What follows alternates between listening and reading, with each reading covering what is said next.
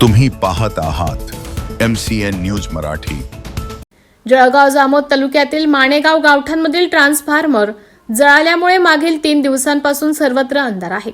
विद्युत पुरवठा खंडित असल्याने प्रचंड पाणी टंचाईचा सामना नागरिकांना करावा लागत आहे। आजूबाजूला चोऱ्यांचे प्रमाण वाढले असून जवळ असणाऱ्या एरळी गावात घरफोडी करून चोरट्यांनी लाखोंचा ऐवज लंपास केला आहे। अशातच माणेगाव परिसरात अंधाराचा फायदा घेऊन चोरी झाल्यास महावितरण जबाबदार राहणार का असा प्रश्न आता नागरिकांकडून उपस्थित होत आहे।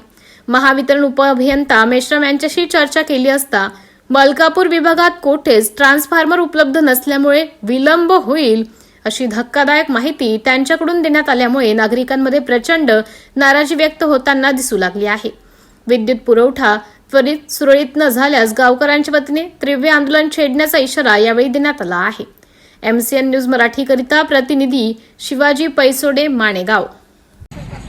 नमस्कार, मी शिवाजी पैसोडे, माणेगाव उपसरपंच।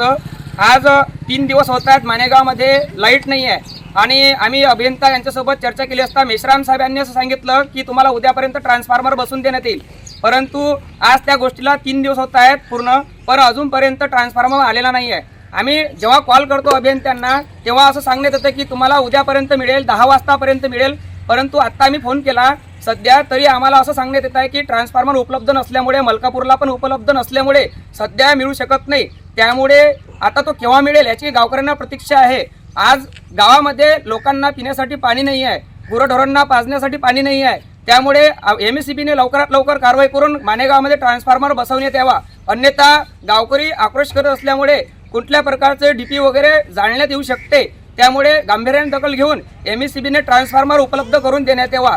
जरी मलकापूरला उपलब्ध नसेल तर त्यांचं कर्तव्य आहे उपलब्ध करून देण्याचं, कारण आम्ही वेळेत बिल भरतो, सर्वांची बिलं आता कुठल्याही प्रकारची पेंडिंग नाही आहेत। एवढे सारे ग्राहक सहकार्य करत असूनही माणेगावमध्ये 3 दिवसापासून लाईट नाही आहे, त्यामुळे गांभीर्याने दखल घेण्यात यावी। धन्यवाद।